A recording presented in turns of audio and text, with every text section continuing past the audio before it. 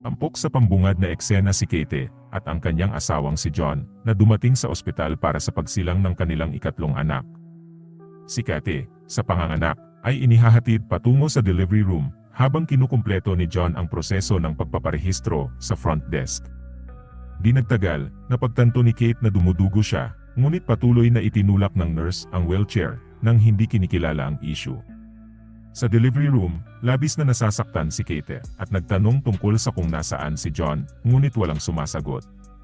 Sinabihan siya ng doktor na mag-relax, ngunit naramdaman niyang may mali sa kanyang sanggol. Pagkatapos ay ipaalam sa kanya ng nurse na ang sanggol ay isinilang napatay na, ngunit kailangan pa ring ipanganak. Si Kate ay hindi makapaniwala at iginiit na buhay ang sanggol. Di nagtagal pagkatapos, pumasok si John sa kwarto na may dalang video camera. Tinitiyak kay Kate na maayos ang lahat. Pagkatapos, inabot ng nurse kay Kate ang isang patay na sanggol na nakabalot sa isang kumot na may mansa ng dugo. Sa sobrang takot, siya ay sumisigaw ng kawalan ng pag-asa. Sa susunod na eksena, nagising si Kate mula sa isang nakakatakot na panaginip at umalis sa kanyang kama, patungo sa banyo. Doon, tinitingnan niya ang mga sugat sa kanyang tiyan at pagkatapos ay umiinom ng tableta.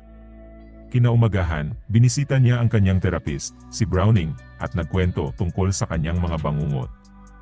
Iminumungkahi ni Browning na ang mga bangungot na ito ay maaaring maiugnay sa kanyang nakaraang karanasan sa pagsilang ng patay o sa nalalapit na pag-aampon ng isang bata.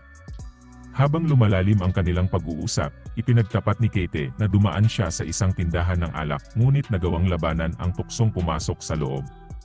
Nang marinig ito, binanggit ni Browning na kung kaya niyang labanan ang tuksong iyon, tiyak na kaya niyang maging isang malakas na adoptive mother. Pagkatapos, pumunta si Kate para sunduin ang kanyang anak na bingi, si Max, mula sa paaralan. Sa kanilang paglalakbay pauwi, naabala siya ng isang buntis at muntik nang mabangga sa isang truck. Nang maglaon, sa bahay, sinubukan ni Kate na bumuo ng isang tune sa piano, ngunit ang kanyang konsentrasyon ay nagambala ng paglalaro ni Max ng basketball. Dahil sa pagkabigo, hiniling niya sa kanya na huminto at humingi ng paumanhin ang babae. Hindi nagtagal, umuwi si John kasama ang kanilang anak na si Daniel at sinamahan si Max sa paglalaro ng basketball. Pagkatapos ng hapunan, humiling si Max ng kwentong bago matulog na batay sa isang namatay na bata. Nagtatanong siya kung magkakaroon siya ng bagong kapatid na babae, kung saan sumagot si Kate na hindi ito sigurado. Kinaumagahan, bumisita sina Kate at John sa isang orphanage, kung saan sila ay tinanggap ni Abigail. Ginabayan niya sila sa loob, kung saan pinagmamasdan ni Kate at Abigail ang mga batang babae na naglalaro, habang si John ay naaakit sa tunog ng isang batang babae na kumakanta. Sinundan niya ang tunog at nakita niya ang isang batang babae na nagngangalang Esther na gumagawa ng kanyang pagpipinta. Aalis na si John nang batiin siya ni Esther at ibinahagi ang mga kwento sa likod ng kanyang mga likhang sining. Hindi nagtagal, sumama sa kanila sina Kate at Abigail at nakipag-usap sila sa babae. Sinabi ni Esther na wala pang nakakausap sa kanya dati dahil iba siya. Mukhang gusto siya ng mag-asawa, kaya nagpasya silang ampunin siya. Kasunod nito, nakipag-usap sila ni Abigail na nagpaalam sa kanila na si Esther ay isang matalinong batang Ruso na naiwan sa orphanage matapos mamatay ang kanyang mga tagapag-alaga sa sunog sa bahay. Tinitiyak sa kanila ni Abigail na sisimulan niya ang mga kinakailangang papeles sa lalong madaling panahon. Pagkatapos ay lumipat ang eksena sa 3 linggo pagkaraan, at dinala ni John at Kate si Esther sa kanilang tahanan. Tuwang-tuwang sinalubong sila ni Max, at si Esther ay gumagamit ng sign language na natutunan niya sa daan para batiin siya pabalik. Nakilala rin niya ang lola ni Max, si Barbara, at lahat ay nag-aalok sa kanya ng mga regalo sa pagtanggap. Gayunpaman, mukhang hindi masaya si Daniel, at naiingit kapag niyakap niya ang kanyang ama ng napakalaking pasasalamat. Nang maglaon sa araw na iyon, dinala ni Daniel ang kanyang mga kaibigan sa kanyang treehouse, kung saan nagbabasa sila ng mga pang-adultong magazine, habang naglalaro sina Esther at Max sa snow. Sa gabi, habang nag-iibigan sina John at Kate, ginagambala sila ng 2 babae. Sabi nila, natatakot sila sa ilaw at gusto nilang matulog. Agad na sumang-ayon ang mga magulang, at natulog si Esther sa tabi ni John, na naghahanap ng kaaliwan sa kanyang presensya. Kinaumagahan, habang inihahanda ni Katie sina Max at Daniel para sa paaralan, bumababa si Esther sa hagdan na nakasuot ng magarbong damit na ikinatuwa ng dalawang bata. Iminumungkahi ni Katie na magpalit si Esther ng mas angkop na kasuotan para sa paaralan, ngunit iginiit niya ang suot niya. Sa kalaunan ay nagpaubaya si Katie at hinatid ang lahat ng bata sa paaralan. Sa paaralan, kapag ipinakilala ng guro si Esther sa klase, pinagtatawanan ng estudyanteng nagngangalang Brenda ang kanyang pananamit. Gayunpaman, tumugon lang si Esther na may masamang tingin at pumunta sa kanyang upuan. Pagkaraan ng araw na yon, nakita ni Kate sina Esther at Max na naglalaro sa isang nakapirming stream. Nagmamadali siyang lumabas, hinihimok silang bumaba sa yelo, at pinagsabihan sila sa paglalaro sa isang mapanganib na lugar. Samantala, naglalaro si Daniel ng paintball gun na nakatutok sa isang kalapati. Hinampas niya ang ibon dahilan upang magdusa ito sa lupa. Sa sandaling iyon, nilapitan siya nina Max at Esther at inabot ng huli ang isang laryo, tinuturuan siyang wakasan ang pagdurusa ng kalapati.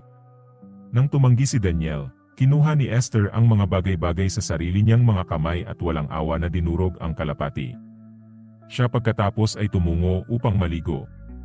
Pansamantala, pumasok si Kate sa kwarto ni Esther para iligpit ang kanyang mga labada.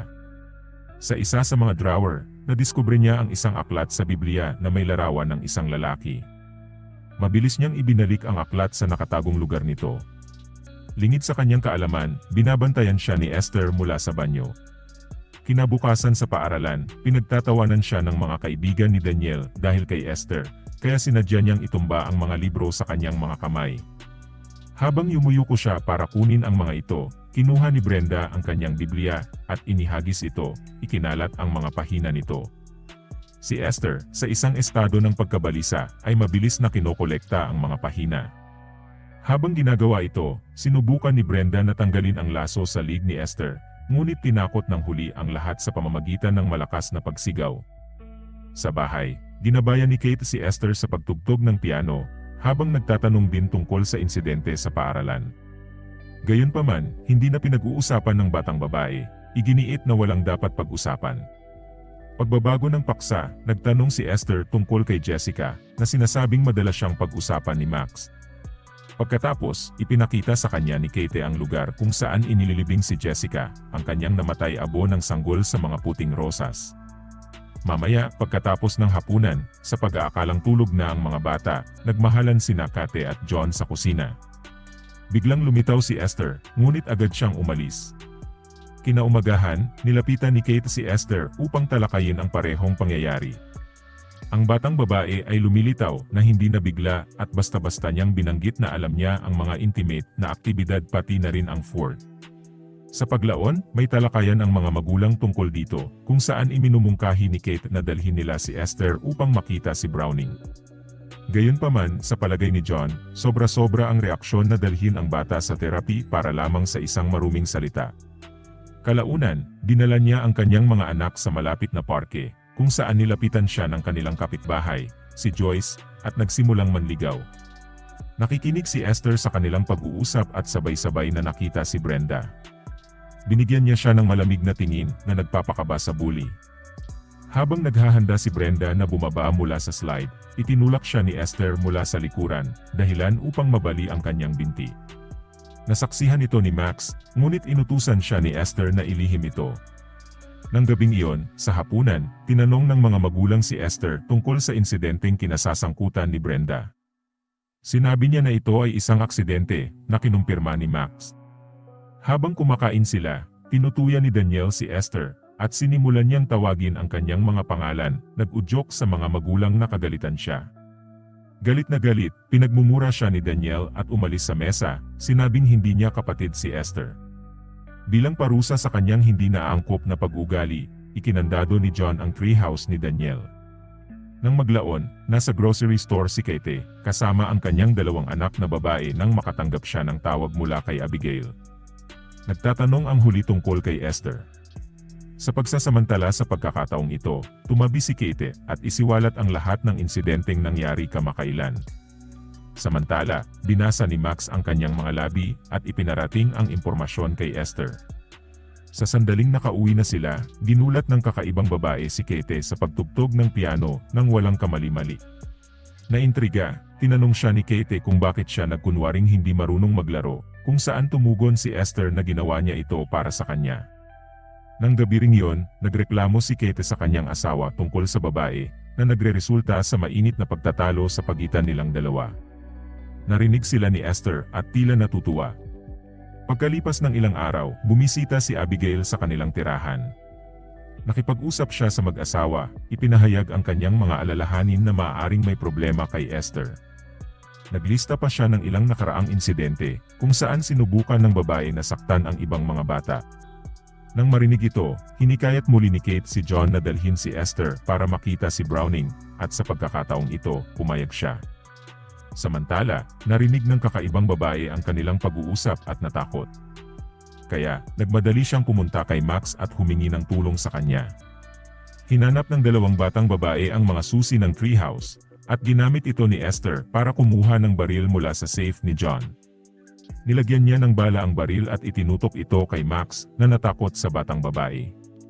Pagkatapos nito, nagtago sila sa isang kalapit na tulay, naghihintay ng dumaan ang sasakyan ni Abigail. Inutusan ni Esther si Max na tumayo sa harap ng kanyang sasakyan at kumaway para pigilan siya. Maya-maya, lumapit si Abigail ngunit nag-aalangan si Max na lumipat. Dahil dito, itinulak siya ni Esther sa kalsada, na naging dahilan upang mauntog si Abigail sa preno at lumihis sa kalsada. Nang magmadali siyang tingnan si Max, hinampas siya ni Esther ng martilyo, dahilan upang siya ay nawalan ng malay.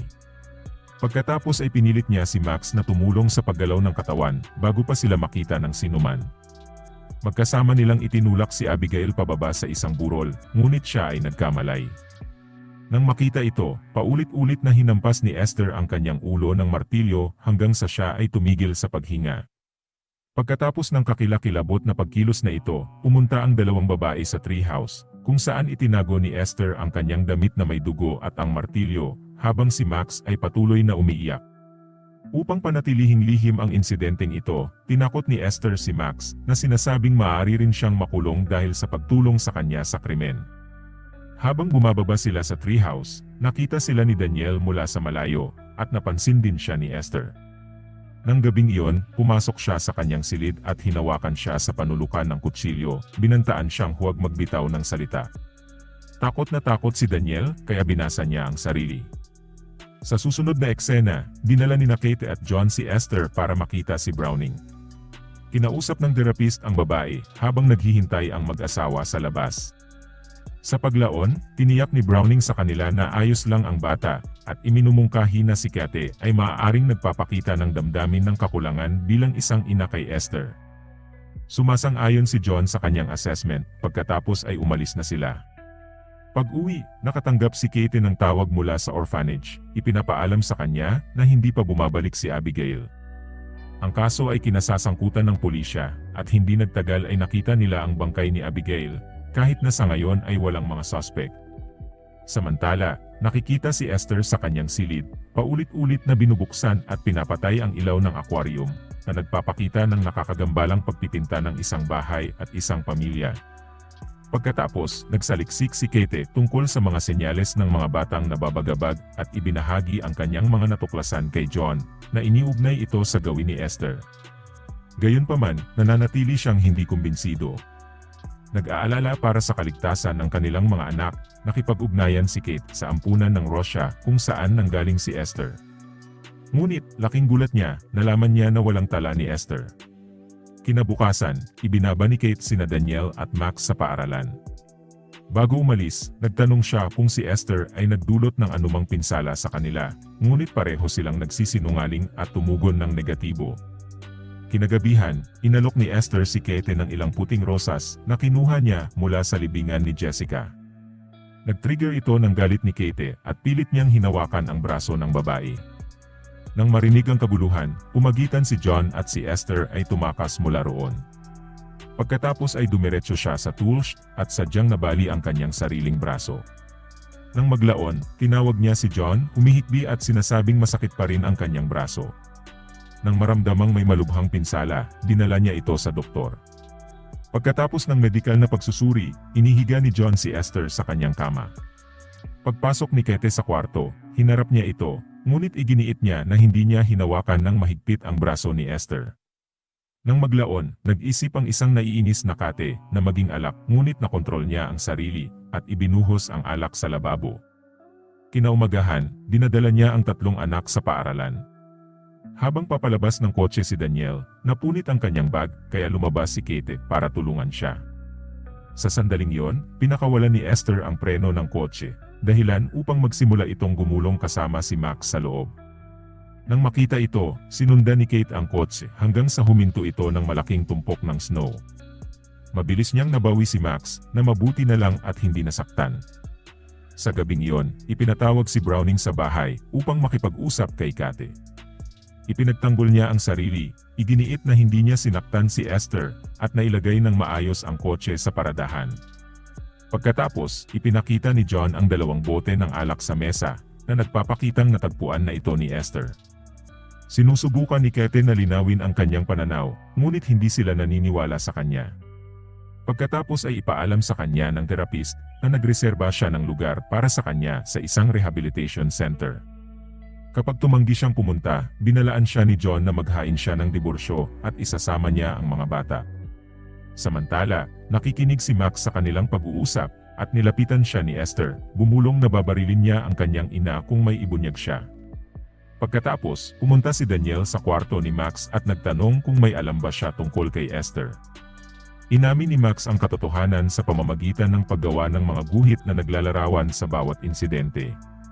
Nang ipaalam niya sa kanya ang tungkol sa mga bagay na nakatago sa treehouse, nagpasya siyang kunin ang mga ito bilang ebidensya para harapin si Esther. Lingid sa kanilang kaalaman, naririnig ng kasamaan ang kanilang buong talakayan. Kinabukasan, tiningnan ni Kate ang silid ni Esther at nadiskubre ang aklat ng Biblia na may reference sa SARN Institute. Hinahanap niya ang pangalang ito online at nakipag-ugnayan sa ibinigay na numero para lang malaman na isa nga itong mental hospital. Pansamantala, pumasok si Daniel sa treehouse para mangalap ng ebidensya. Sinundan siya ni Esther doon at nagsimulang magbuhos ng gas sa ebidensya. Sinunog niya ang mga ito, sinunog ang treehouse. Pagkatapos ay ikinulong niya si Daniel sa loob na may layuning sunugin siya ng buhay. Sa desperadong pagnanais na iligtas ang sarili, umakyat si Daniel sa tuktok, ngunit nadulas siya at nahulog, nawalan ng malay. Habang naghahanda si Esther na tapusin siya gamit ang isang malaking bato, itinulak siya ni Max palayo. Noon lang, napansin ni Kate ang sunog at tumakbo siya papunta sa pinangyarihan. Isinugod si Daniel sa ospital, kung saan ibinalita ng doktor ang malungkot na balita, ang bata ay nagkaroon ng matinding pinsala sa lig. Nag-aalala para sa kaligtasan ng kanilang mga anak, muling hinimok ni John si Kate na humingi ng rehabilitasyon. Sa pagkakataong ito, pumayag siya, ngunit sa kondisyong aalis ng bahay si Esther. Habang nag-aaway ang dalawa, palihim na pumasok ang dalaga sa kwarto ni Daniel at tinangka itong suffocate gamit ang isang unan. Ngunit sa parehong oras, tumunog ang alarma na nag-udyok sa mga doktor na magmadali doon. Sa kabutihang palad, nagawa nilang i-resuscitate siya. Sa paghihinala na si Esther ang nasa likod ng lahat ng ito, sinampal siya ni Kate ng malakas. Ngunit nagreresulta lamang ito sa pagpigil at pagpapatahimik sa kanya ng mga kawani ng ospital. Nang gabing iyon, umuwi si John kasama sina Max at Esther, habang naka-admit si Kate sa ospital. Nang maglaon, nakatanggap siya ng tawag mula kay Dr. Varava, mula sa SARN Institute, na nagpahayag na si Esther ay may hormonal disorder na tinatawag na hypopituitarism. Dito, ipinakita na si Esther ay, sa katunayan, isang 33 taong gulang na babae sa katawan ng isang batang babae.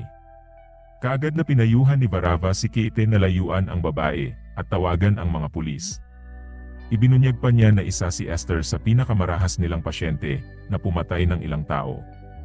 Nagulat ito kay Kate, na nag-udyok sa kanya na magmadaling umuwi. Samantala, nakikitang tinatanggal ni Esther ang kanyang mga maling ngipin at pinupunasan ang kanyang makup na nagpapabata sa kanya. Makalipas ang ilang sandali, pumasok lang si John sa kanyang silid upang matuklasan ang kanyang nakakagambalang mga painting. Sa kanyang paglalakbay, sinubukan ni Kate na tawagan si John, ngunit nawalan ng kuryente bago siya makasagot. Pagkatapos ay dahan-dahan siyang bumaba sa electrical panel, ngunit bigla siyang inatake ni Esther, na paulit-ulit na sinaksak siya hanggang sa mamatay. Napagtantong nasaksihan ni Max ang buong pagsubok, pagkatapos ay hinabol niya siya.